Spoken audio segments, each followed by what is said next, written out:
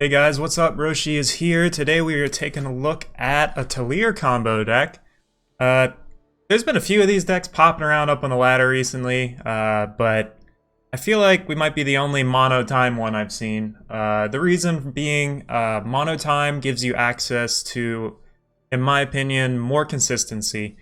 What we get here, we get Seal of Devotion. This lets you warp the land into play if you have no more than one type of influence. So this actually ends up being like kind of a pseudo card draw in a way, because whenever it's on top of your deck, you just slam it in play. So that's one less land you would draw otherwise. That aside, because we've just had Throne around for so long, there's so many different cards. There's just, you have all the tools you need with one Keller, so getting some of these extra perks and boons just for being mono-Kellered, and that plus the consistency of always having your influence needs, I feel like that pays off, especially with this kind of combo deck. If you're not familiar, the goal is to play Talir and then either start drawing cards or shuffling through your deck, or we can play a card like Time Etchings or Aurelian Merchant, trigger our market, and then slam Kairos into play.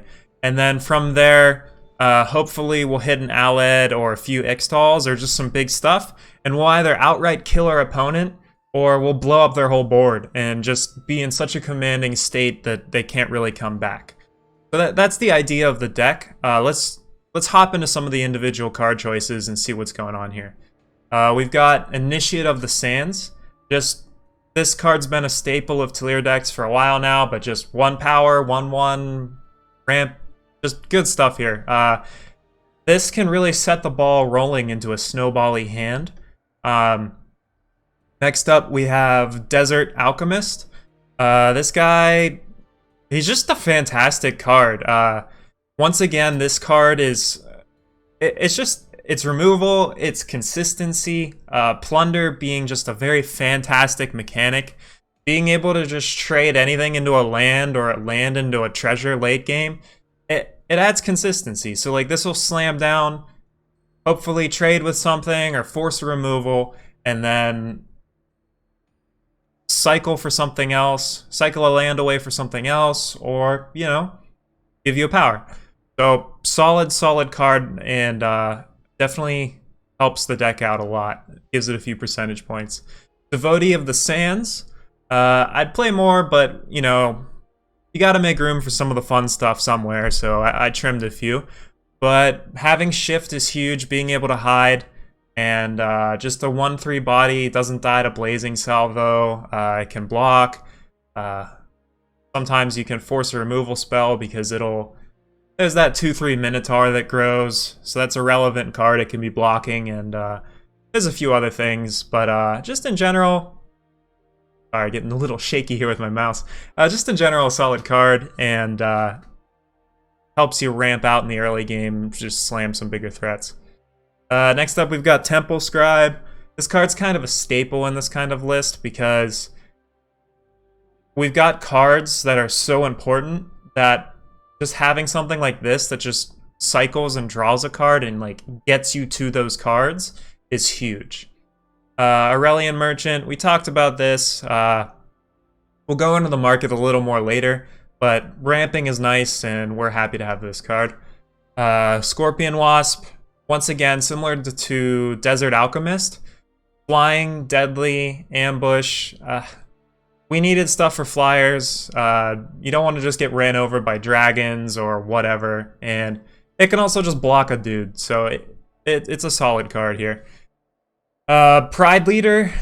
You just really need that life gain and relic hate. Sometimes they're playing stuff that, you know, it'll just get out of hand, or you need to pop a relic weapon.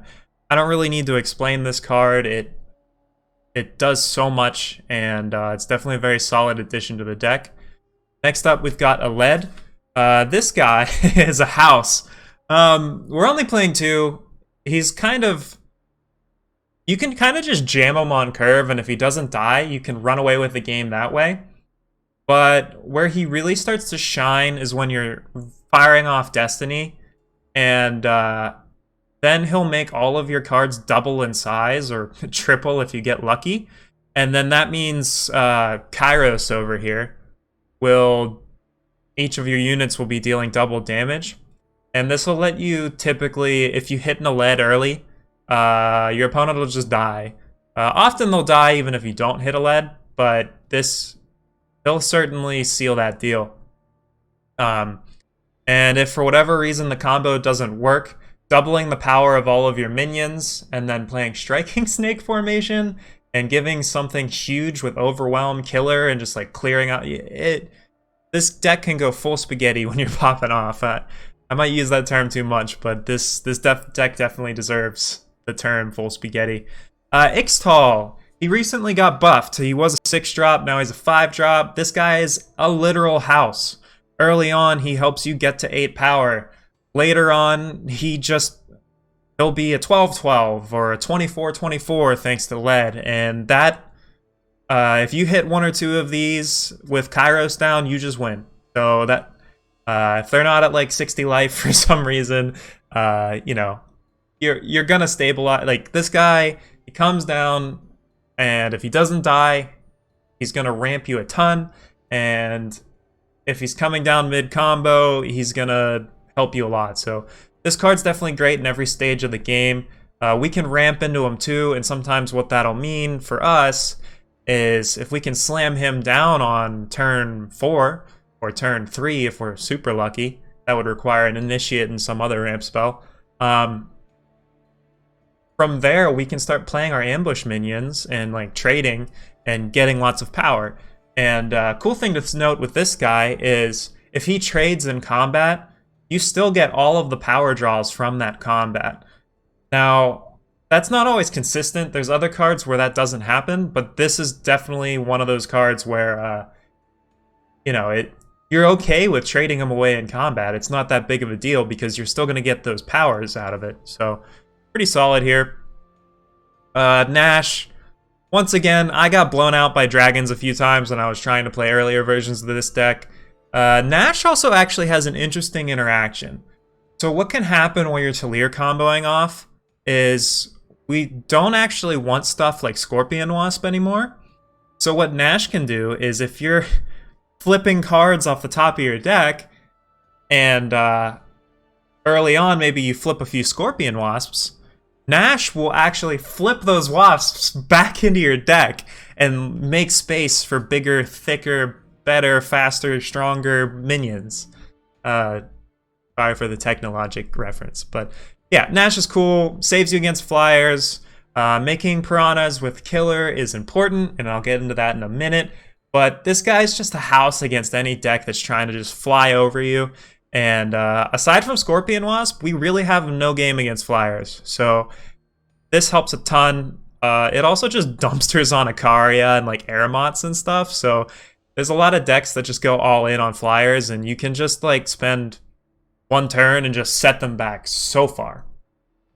Grodov Stranger. So if you're looking to build like a more budget version of this deck, I've seen requests from that before. I've been flip-flopping between having him in the main or in the sideboard, and he kind of switches back and forth with Nahid's Distillation spot. Just play whichever one you want. This is Nahid's Distillation, just 7 power, draw 3. You can make it a 5 cost if you exhaust something. But this slot's just kind of Grodov Stranger. He'll come down and he'll give you a sigil, which is great. So like even if he dies, he still gives you that ramp. He gets you closer to Talir. Previously we've had stuff. I'm terrible with names. I apologize. Let's just take a look at it. But it's the back in the day we used to play this guy. Where's he at? Ravid. Ravid used to be one of the great ways to bridge the gap between, you know, that like 6... Because for the Talir combo to work, the cheapest you can do is having 9 power. So you want to get to 9 power as quickly as possible. And Ravid used to help with that, but now we've got 6 drops and 5 drops that kind of do the same thing.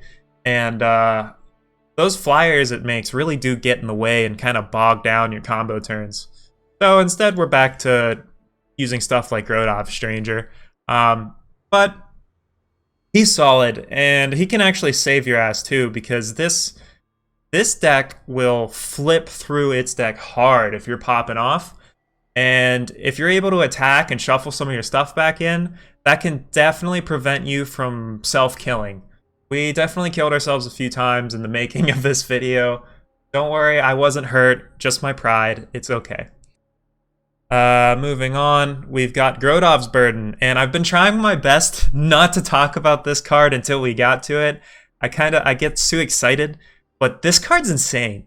When you're comboing out with Talir, this will be one of the things that gets stuck in your hand, and should they have some way to like deal with stuff, or you need to clear something out so you can have lethal, or something's huge and like messing with you, this is just a catch-all.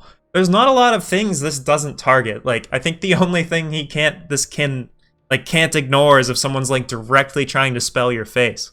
But otherwise, if they've got a 30-30 dude with flying and unblockable and untouchable and whatever, you can tuck it. If they've got that deck that just like doubles, triples, and quadruples the power and toughness of a weapon, you can just tuck it. Or if, you know, a Pit of Lenecta's in play, gone. Or even their Grodov's Burden, you just gone it.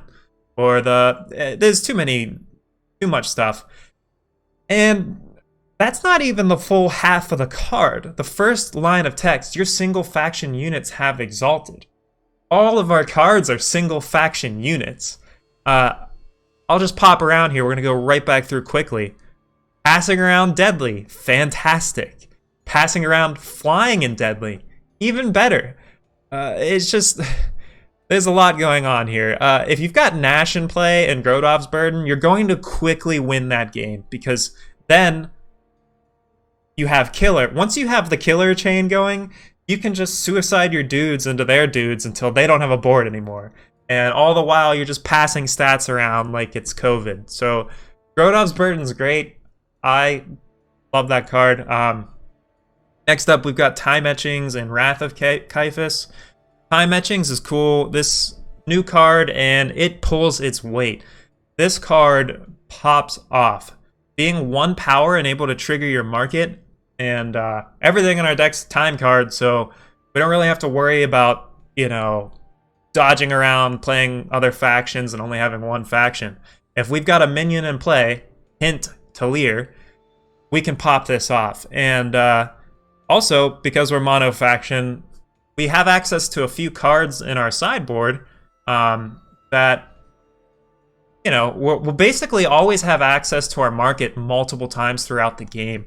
And that comes in clutch because we've got, we can actually use our market to leverage our way through the mid game. I kind of spoke about this before, but being able to grab like a really good, solid, consistent card draw engine like Nahid's Distillation or some decent ramp in the Praxis Arcanum, like these cards will help you get through the mid game and get to the point where you can combo.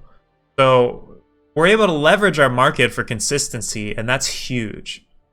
I've said consistency so many times, but that when you're playing a combo deck, consistency is the name of the game. The more consistent you can make your combo, or the more chances you can give yourself to win, even if you don't combo or can't combo, the better.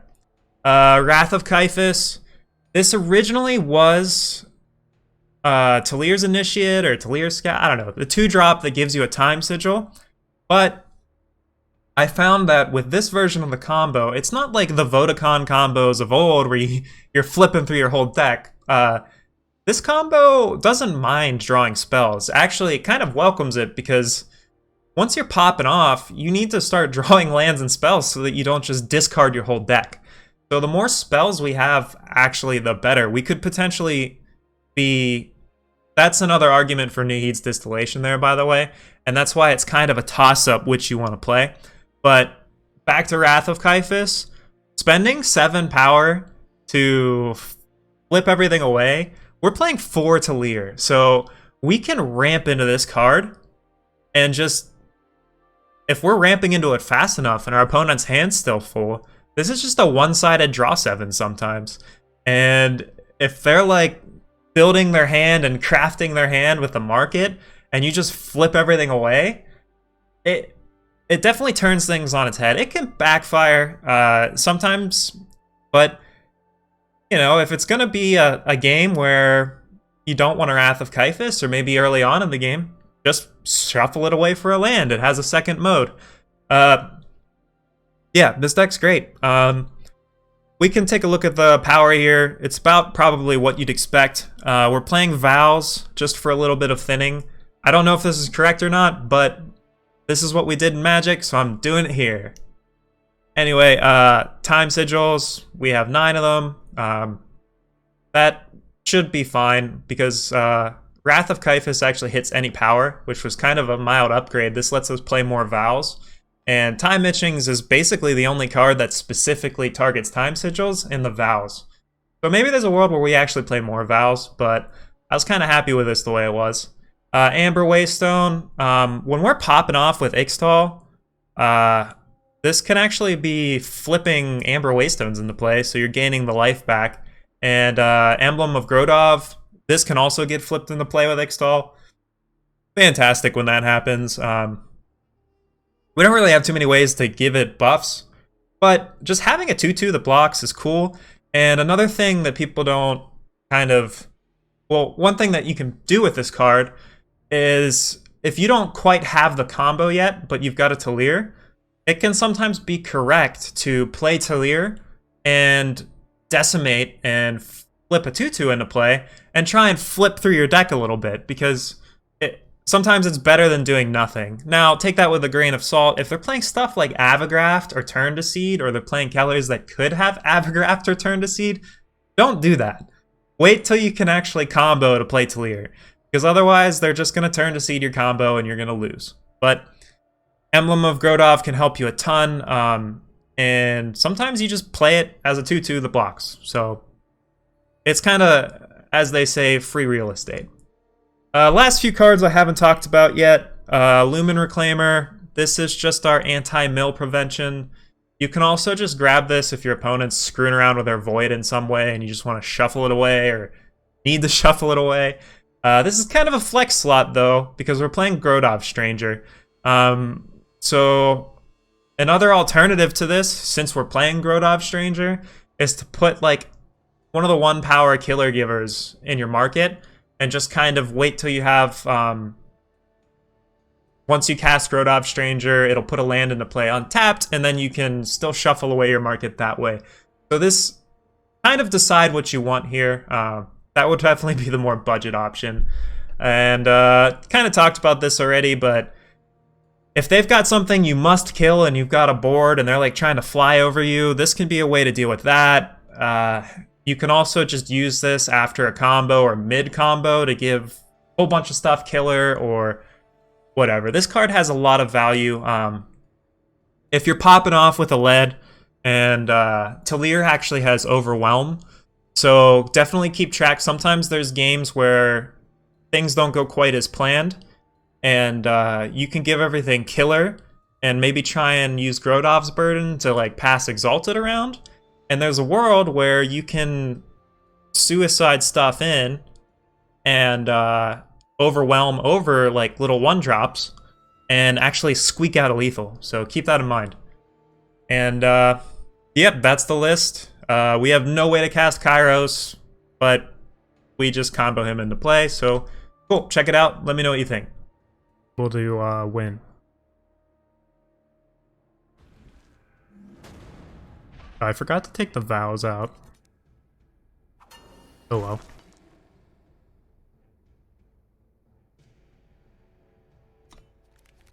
That hand's fine, but it doesn't do anything.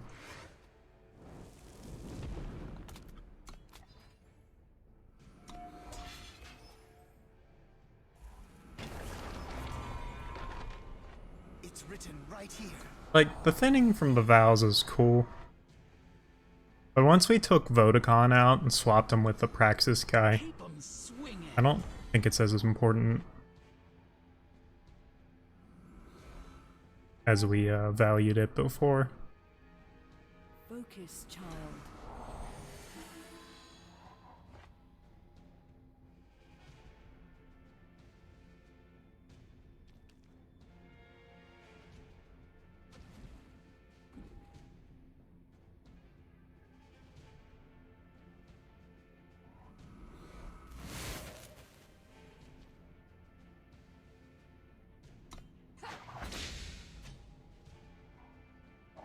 Just hanging on to him because we're probably going to be playing Rodov's Burden Roulette here, I like to call it.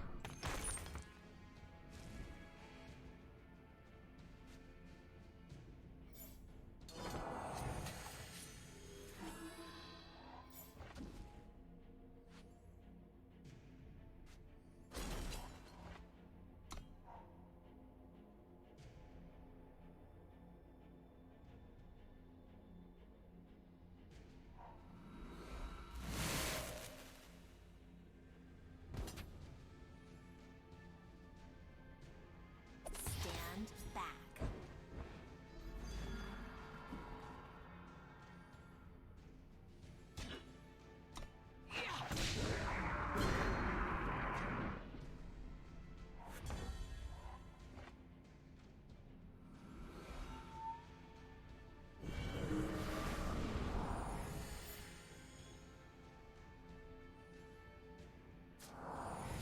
Focus, child. I'm gonna build a wall. I'll make him pay for it.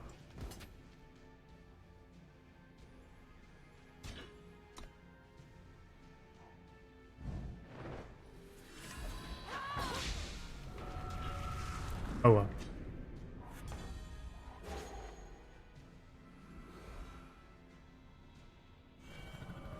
We struggle and grow.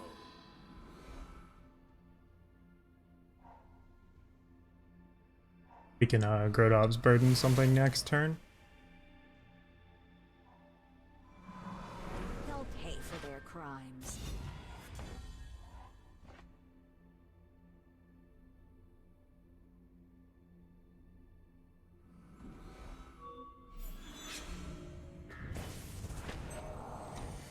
And that should do it.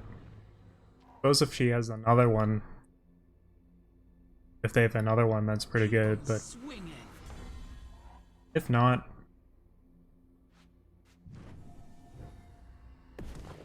they're probably in a bad spot.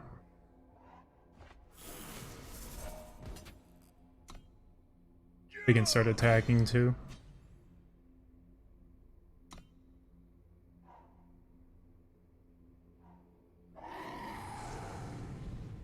Stand back.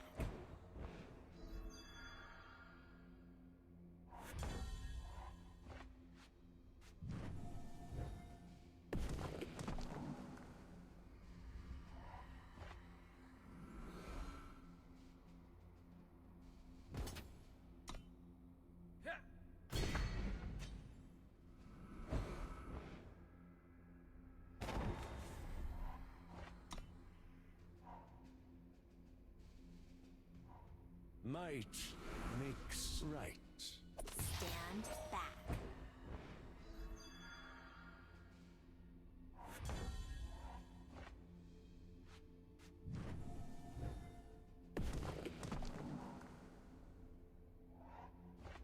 Oh, Only I can recreate what my brother built.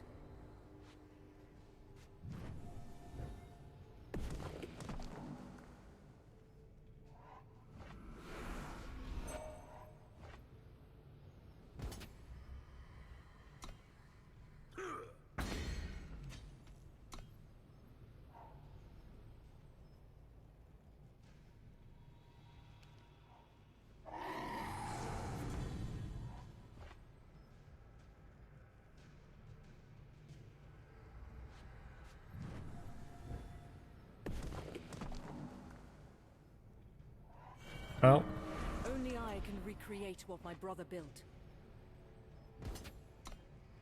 that should do it.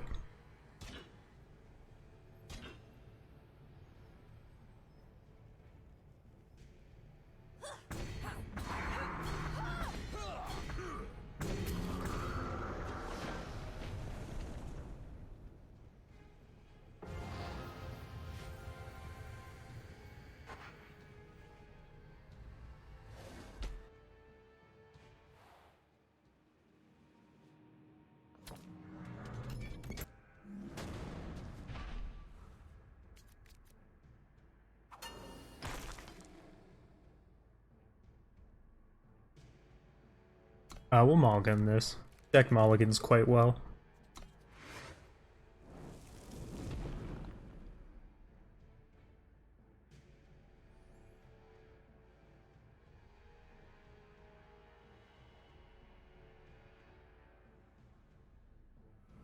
Time quickens.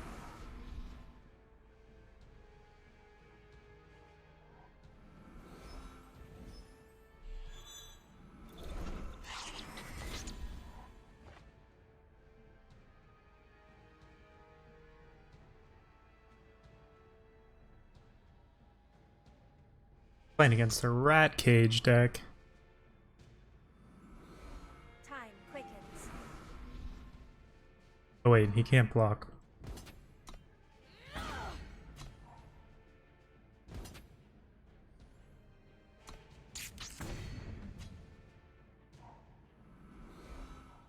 The forest holds many.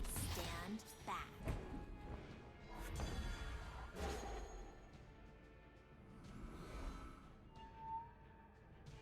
Playing the warp land forces you to slow down and take your time.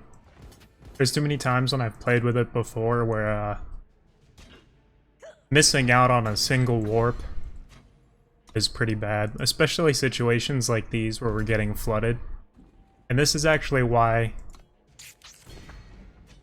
especially in Throne, there's just so many tools right now.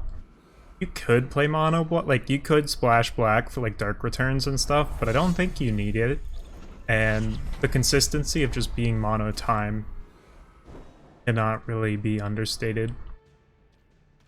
Or overstated, I guess is the word.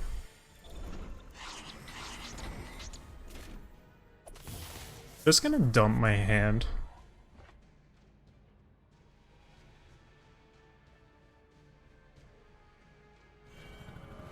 Rodolph's earth will not yield to you.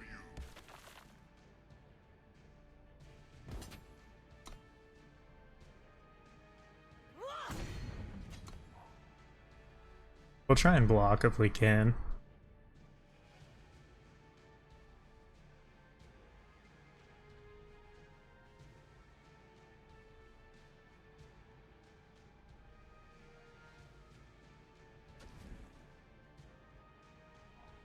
Choose a path.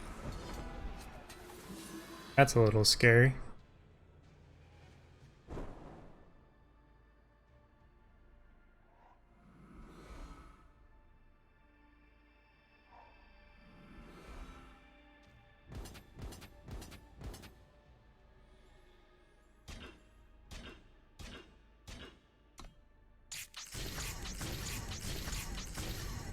Oh wow.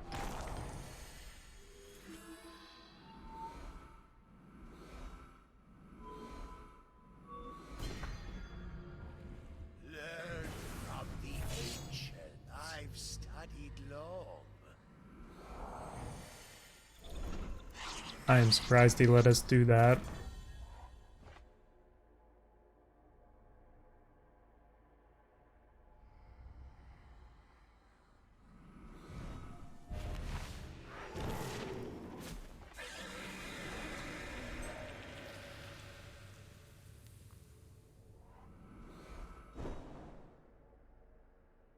His deck's cool though. Choose a path. Just the mere fact that he's not playing the 3 Keller version makes me respect it way more than I usually would. We're probably gonna get wrecked here though. We need to hit a market or a Talir before he pops off.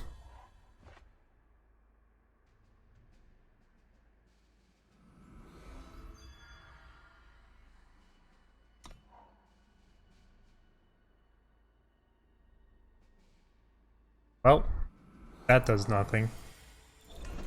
I suppose it gives him stuff, but... He's doing that. That's really fun. I love that combo. I've actually played Talir decks before with that combo. It's super fun. Then when you pop off Talir, every card you hit gains you 3 life. But, I found that's more for decks where Talir is just... You play it just because it's good and not to like force a combo.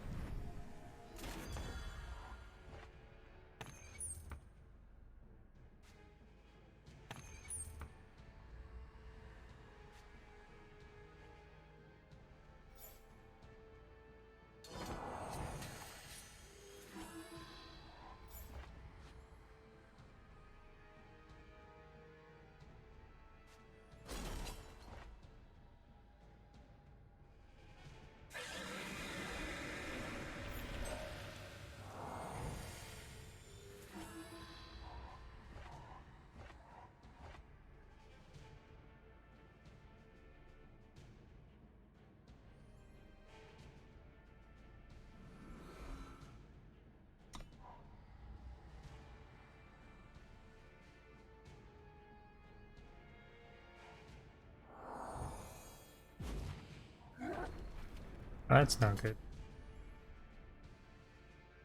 Stand back.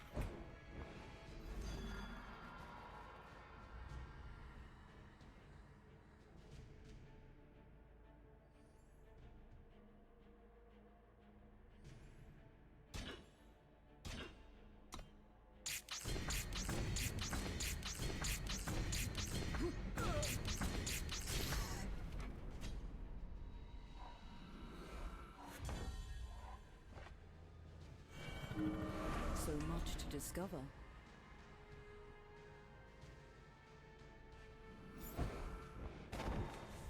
Stand back.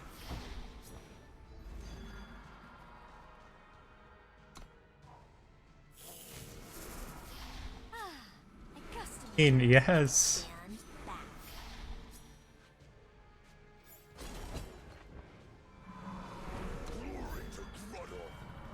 The desert is far from barren.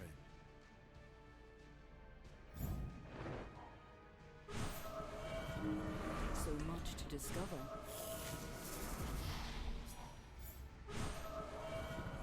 We hunt as a pack.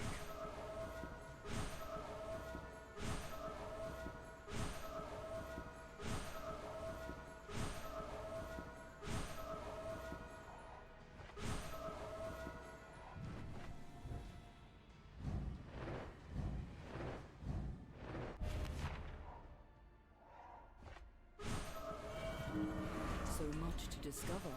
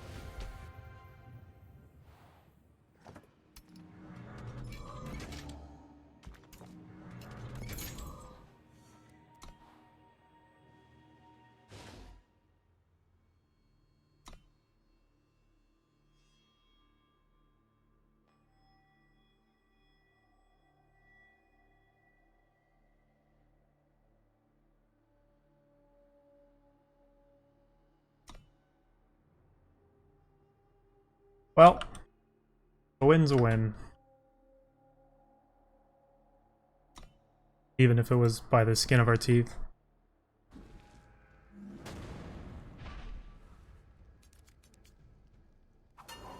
I kind of feel like that's just how this deck plays, though. You're not really going to get very many clean wins. It's just going to be like You're almost dead the whole game, and then suddenly you win.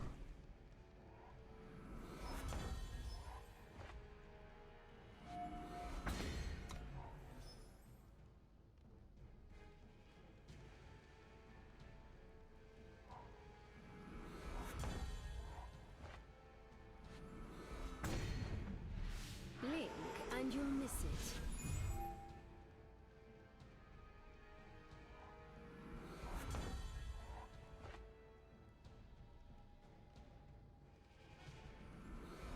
Yeah, you're not wrong. A customer. Trying to mitigate blowouts by we don't want to get blown out too hard by a hailstorm here.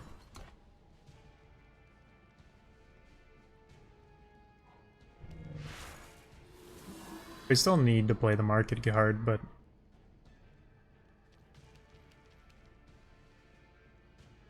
I have to hope he doesn't have it.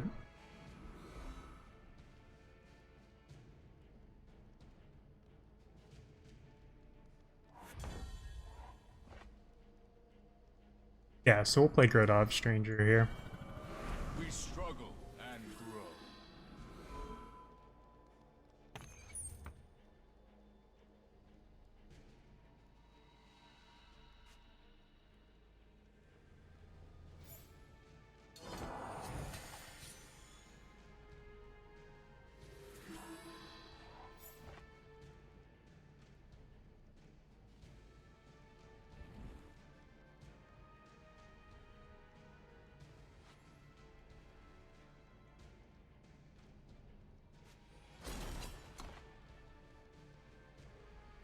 Let's see if we can't dump the crap out of our hand and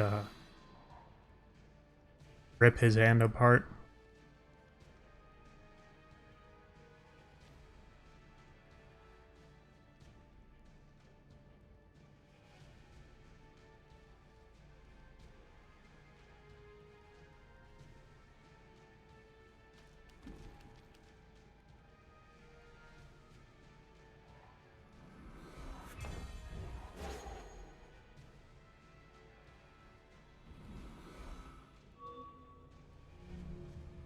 We will attack first before we do anything.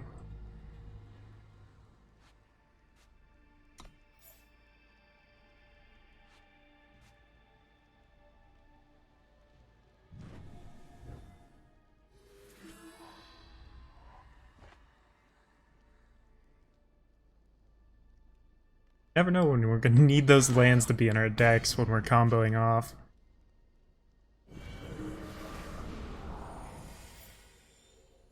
Keep trying to play around Hailstorm as much as we can.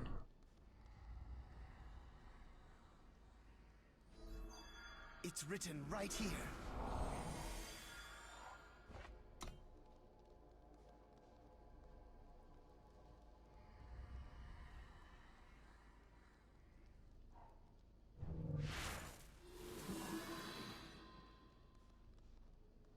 I can't believe we got to attack with Grodov Stranger though. I was expecting it to die or to catch a hailstorm. He's just not doing anything.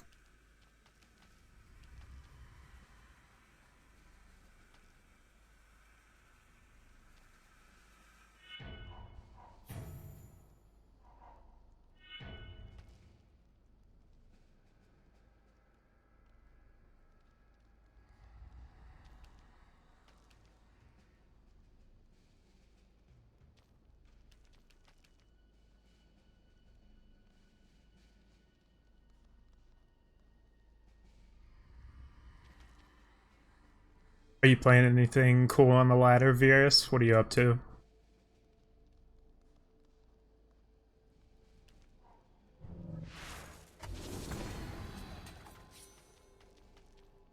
Oh boy. Should be doing something good now. Yeah, there we go. That's what I expected to happen last turn. Oh, he kept it on top, so he probably just instantly hit his thing.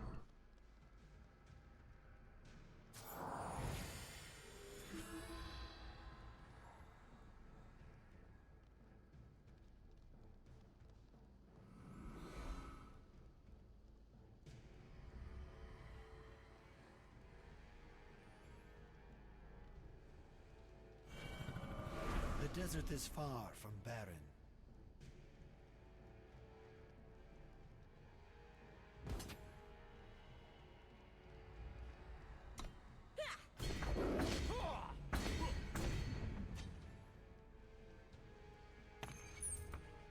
Yeah, that sounds fun. Accustomed.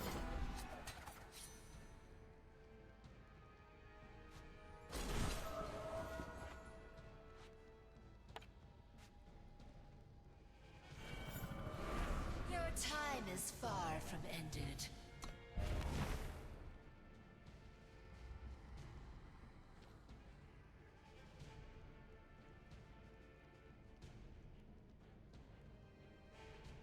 My favorite deck so far is Turbo Fog, but I already dropped the YouTube video for that, so I'm kind of just looking for something else to create a deck tech for.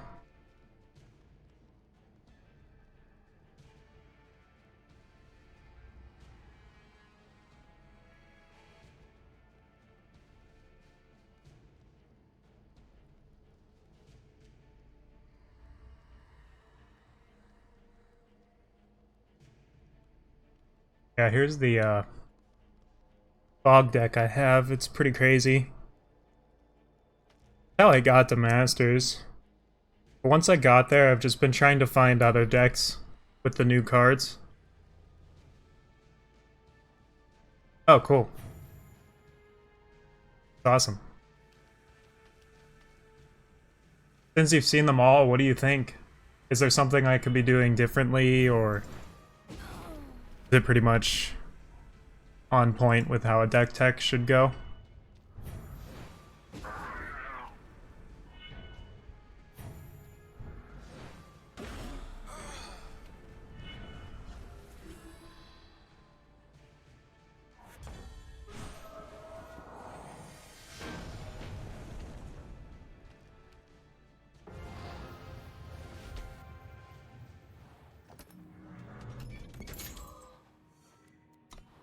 Kinda shocked we won that game. Maybe that's just me having some PTSD against fine decks.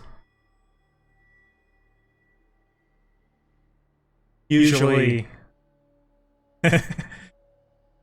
my games against fine don't go quite so finely.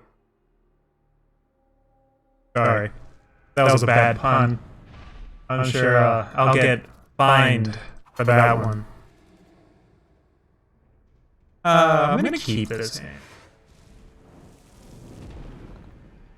It's got like an awkward start, but it's actually not that bad.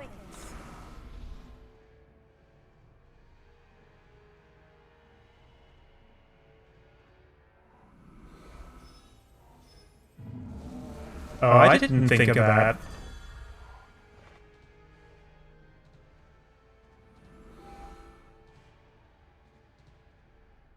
It's really hard. I don't know. I feel like my target audience is just people that have been playing the game a while. But that's definitely good advice. I'll keep that in mind 100% because I'm definitely not. I'm not providing any sort of. The decks I'm playing are usually crammed with legendaries and rares, and if someone follows me and they were to build every deck I built and they don't have a big collection, they just kind of be screwed. Or maybe not screwed, but just I don't know if it would be sustainable for them.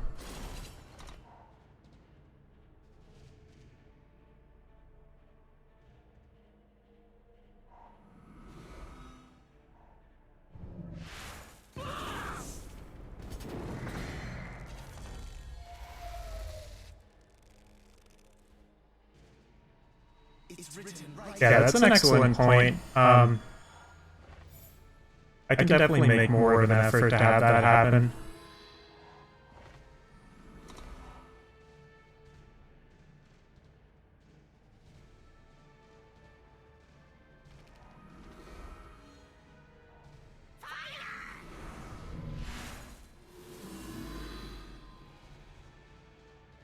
That's always a long-standing issue with any card game is if you're trying to brew, it's not really for, I hate to say it, but if you don't have a big collection, best bet is to just find whatever's meta and net deck it and only play that. But for me, that's pretty boring. And I don't do that. But if you're like a free-to-play player, I don't know if my videos are kind of where you want to be at. Oh, we just got wrecked.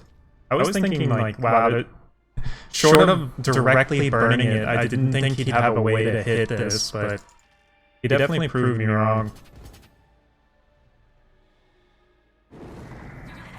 I suppose it's not the end of the world, though. If we hit a land, there it is, yeah. So this gets us right back on track. This having Reckless will troll him a bit here. He doesn't have more removal.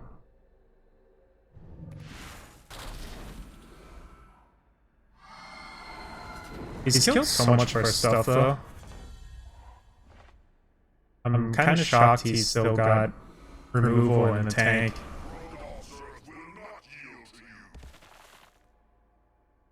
Well, Talir's going to come down if he doesn't have a 4th removal spell.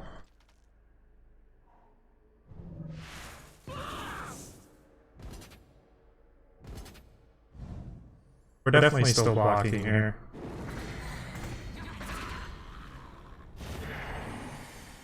We get 2 lands? We do. That's good to know that I can run it like that. Wrath of Caphis is going to be so good for us here. Caphis. I remember when I saw this card, I thought it was crazy.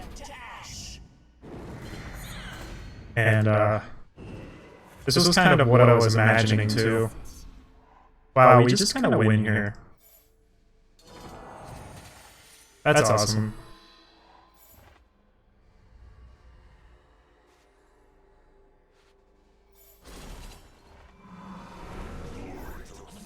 It's written right here.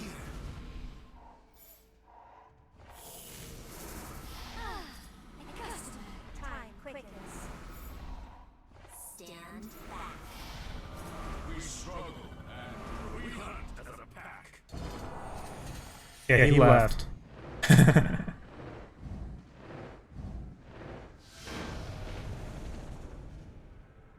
So I installed these lights in the background, and just to like add some flair and stuff to my apartment and brighten it up a bit, basically. And I'm still not used to the movement and the lights going off in the background. So I always have my what's it called? The fight or flight reflex popping off from like, oh shit, someone's behind me. Because there's no one else here, so if something's behind me, it's not good for me. But I keep having false alarms just because it's the freaking lights. No, like, I'm not even joking. I'm just like, so throughout the night, like since I've installed it, it's actually probably good for me too, because it whenever that happens, like I get a bunch of like adrenaline basically, where I'm like, you know, it's go time. So like if you see me like get up and hop out of my chair and like look around like what the fuck's going on, I suppose the only thing that'll happen is if it keeps happening at that rate, I'll Probably have trouble falling asleep, but that's fine.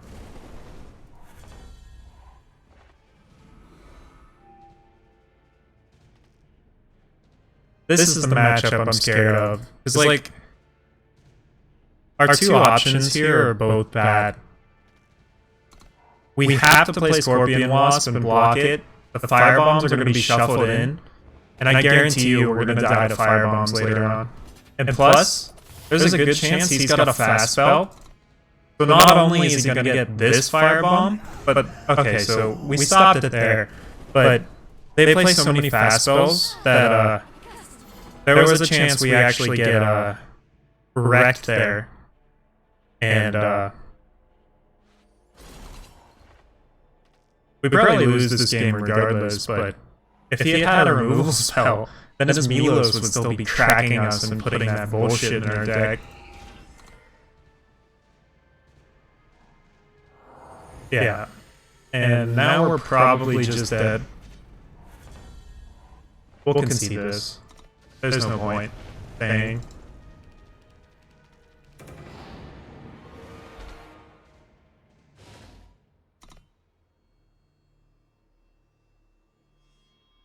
I am a big fan of that new Plunder card. When I was originally looking at Plunder, I undervalued it, but the consistency it provides is pretty good, and a lot of the cards have pretty good abilities. Like the Shadow one giving lifesteal is huge. The Time one might be one of the best ones, because just having a removal spell that also gives you a land or draws you a card is pretty good.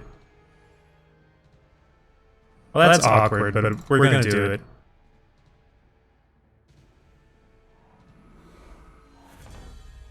If he's got Blight Moth, we just get absolutely pwned here. But I think we go for it, because slamming this guy would be great.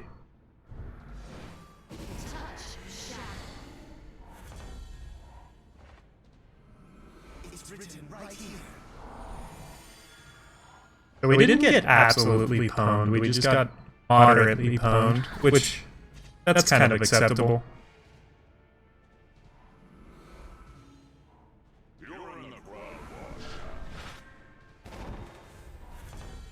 Hopefully he continues to do his own thing, because I have a feeling what we're doing is a little better.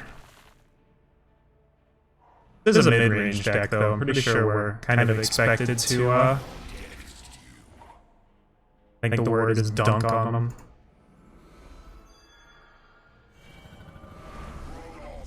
And we'll actually attack here and offer the trade, because this trade gives us 2 lands. Yeah, I didn't think he'd I didn't think he'd accept that trade. We'll go ahead and do this now.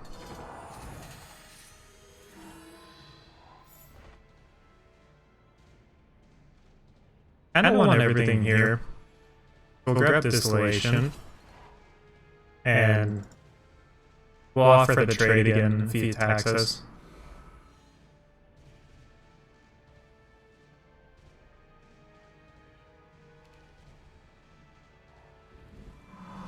This guy's Mac toast. Well,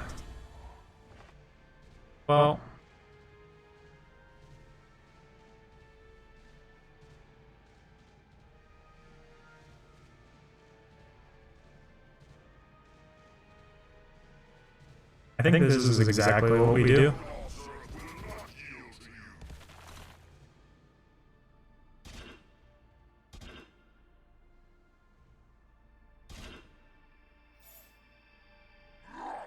We're gonna just rip so many lands out of our deck here.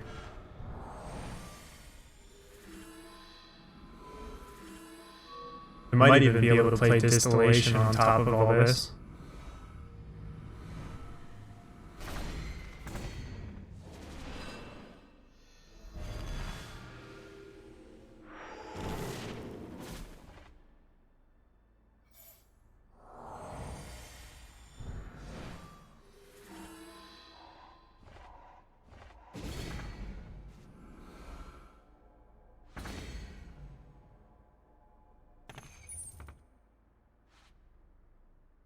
It's written right here.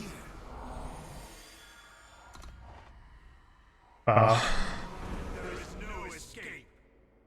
Turns out having 3 Ixtals in place pretty decent.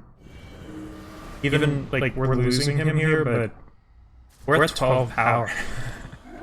Like that's nuts.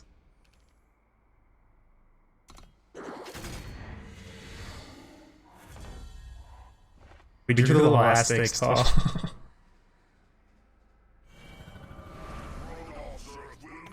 We're out of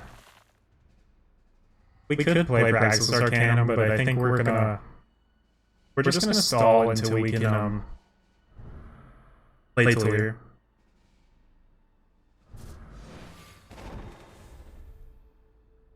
Ixtal's so good for Talir decks.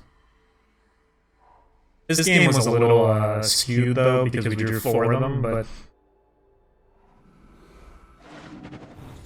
right here will kind of show off, I think. If it doesn't just die, even if it does, they've done their work already. But if he starts trying to attack, our wasps will trade and give us power, and our land draws should be a lot less. I really like too that it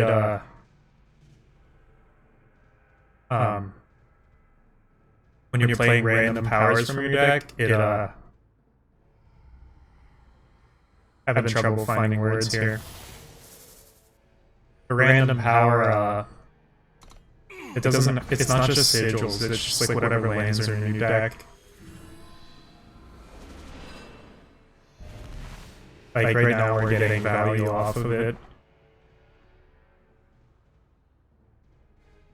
We don't want to jam too much stuff on the board though.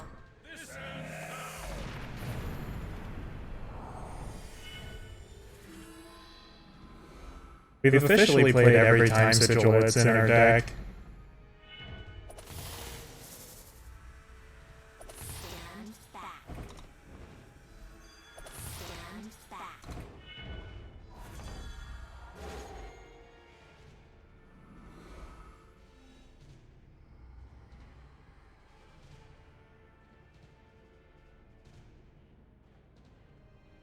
I think we're gonna be a little greedy here.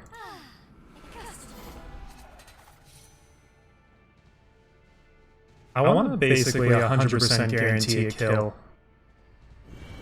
on this thing.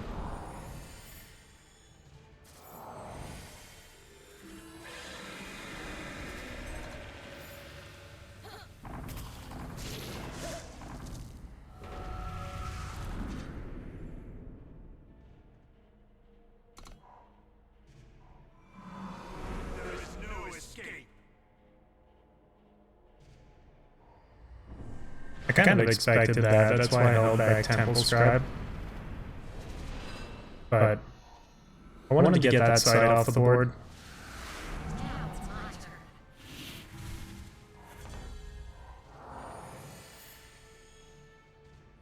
Because now's when the memes begin. It's written the desert is far from there.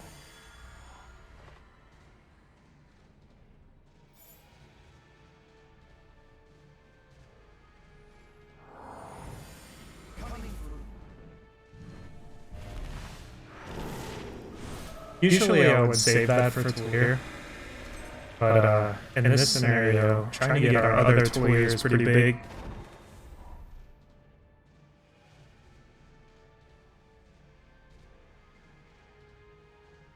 We'll see what he does here.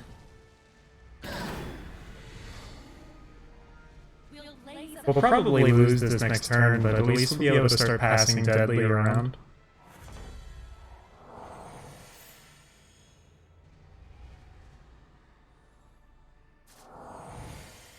Yeah. Ixtal's pretty good, like, It's written right here. he lets you... Oh... He lets you get, so much, if he survives, you just ramp so hard, or you the board like, or you force your opponent to be in a place where they're not attacking,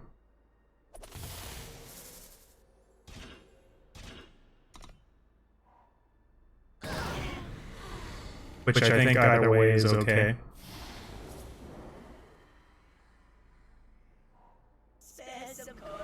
That's pretty good here.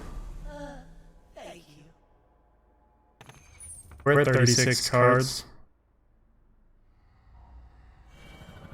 Oof.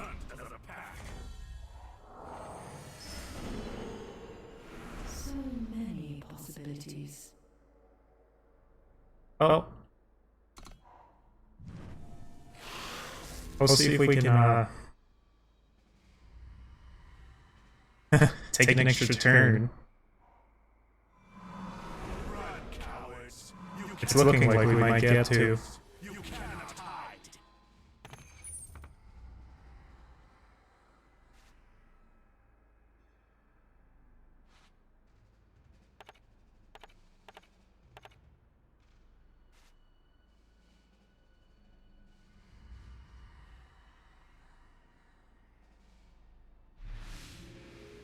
Blink and you miss it.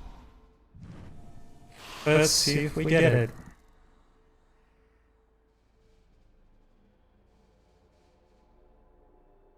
I wonder if he's gonna kill my site or not. I don't know if it makes a difference.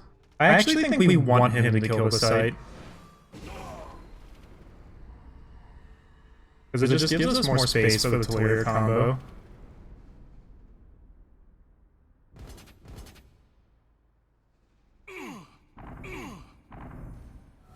But I don't think he really is considering that that's what we want. But that's fine. That's kind of one of the things you have to keep in mind when you're playing this version of the combo is the emptier your board is, the better. I see everything.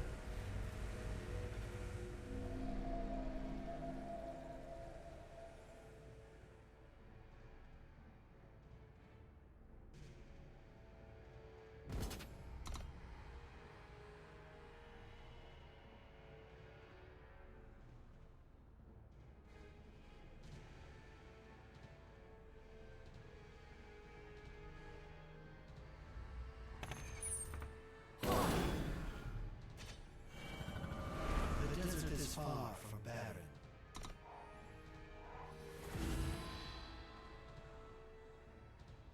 Okay, yeah. How do I do the draw 7? I think I click on the field, right? What's up with this tooltip? Like, screenshotting this.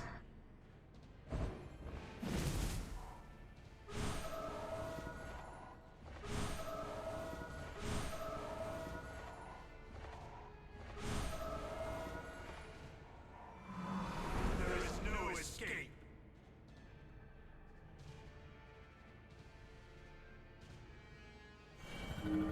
So much to discover.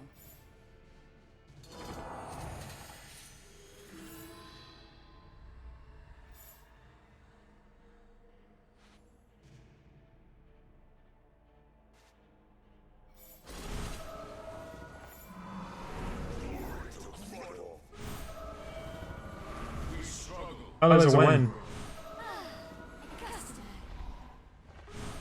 Wrath of Cape is so good for us.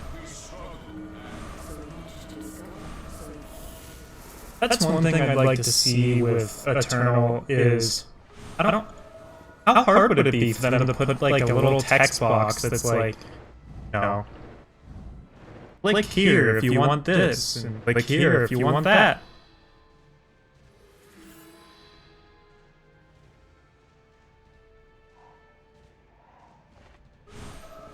I kind of feel extremely justified in my decision to protect the crap out of Talir's Sanctum.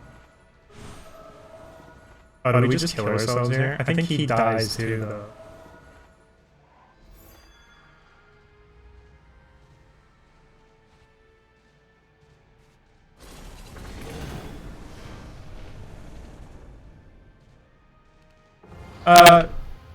There's just a lot of card effects that are very ambiguous as what they do, and sometimes it's just like your only option is to quickly Google it before you run out of time, and if you do that, there's not really a lot of good answers on the internet.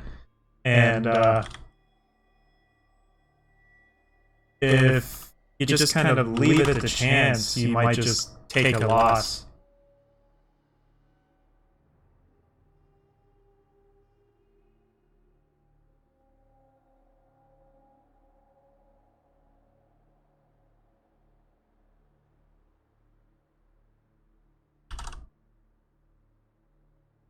I think they could word like add little tooltips and like text bars that explain which effect does what, because the way it is now is not intuitive at certain times. That's true, and that's why I kind of want to be a little hesitant when I mention that, because I don't really. I've made some apps before, but I know having that tooltip work on every device is brutal. But at the same time, you know, how many feels bad moments are you allowed to have in the game? Like, that's something that needs to be kept in mind, is like, okay, sure, I can just be a wizard and remember all these interactions and know exactly how they work, and that's part of my job, is to learn those things, but their job is to ease the process, in my opinion, like, make it a little straightforward for us.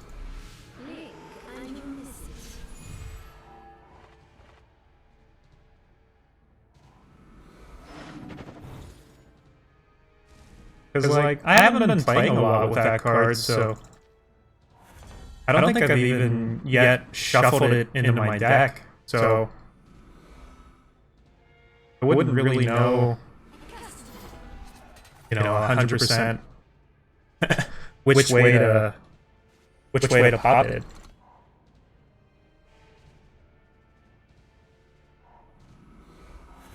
I suppose it kind of makes sense, because you're like, okay, well, if it wants me to shuffle, then probably like exchange with my deck, then sure, I target my face. But I could easily see myself screwing that up.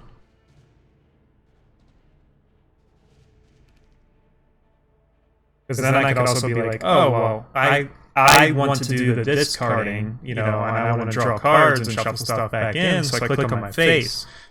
I could argue it either way, and that kind of makes it ambiguous and just like an arbitrary 50-50. And that just feels bad for everyone involved. Oof.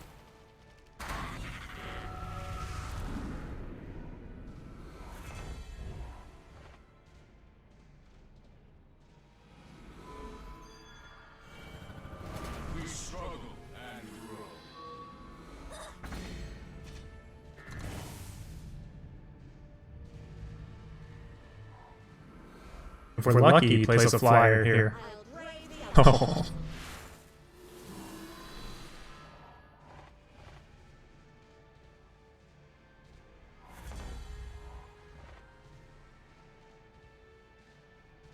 I'm gonna pre-combat this.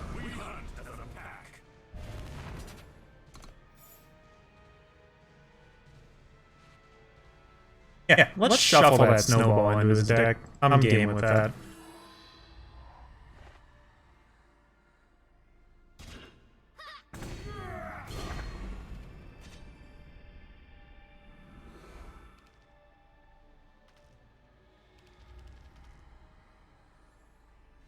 Oh, we're getting some lag here. Maybe I should close some tabs. Had a few other streams up. I was lurking in, but no point doing that if my own stream's garbage.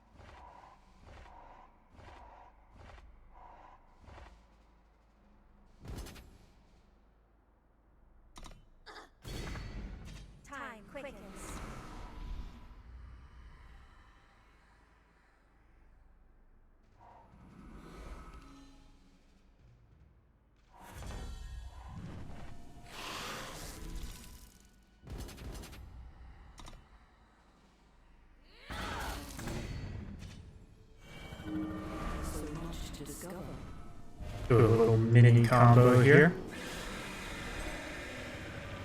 We hunt as a pack.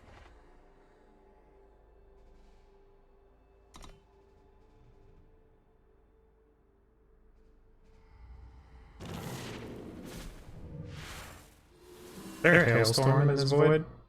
Yup.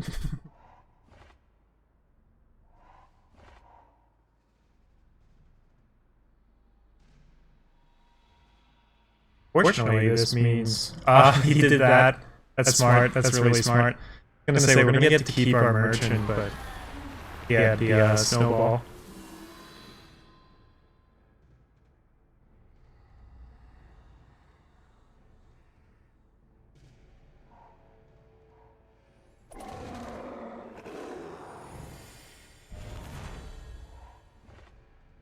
We'll kind of play that just to get some damage in.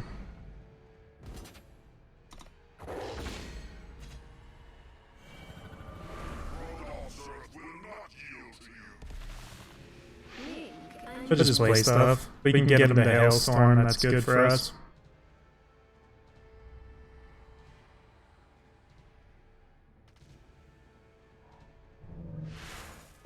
Ugh.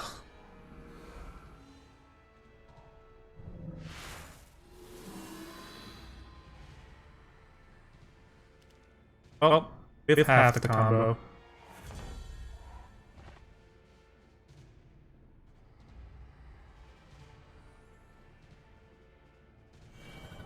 We can screw around a bit before we try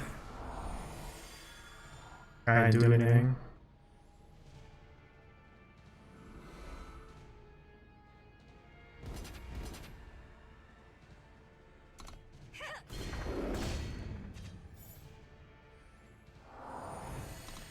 That gets him out of barely gets him out of Hailstorm range. So oh. Looking like we're gonna have to go for just a half-assed combo here. Good thing we've been able to dodge turn to seed with Talir so far. But he has another turn to seed. We're gonna have to get really inventive with how we kill him.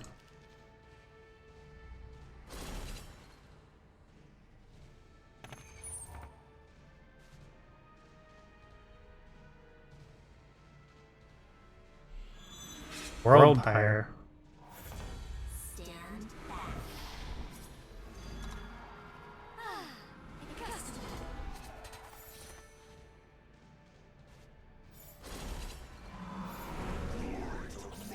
Stand back.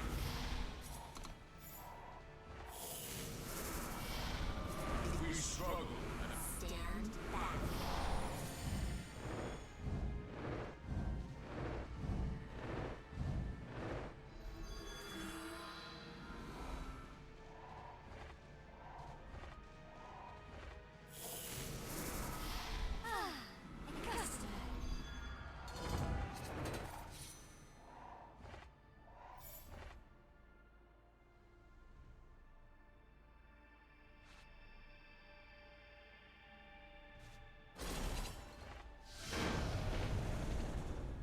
I don't think he was dead there, but I guess he didn't know.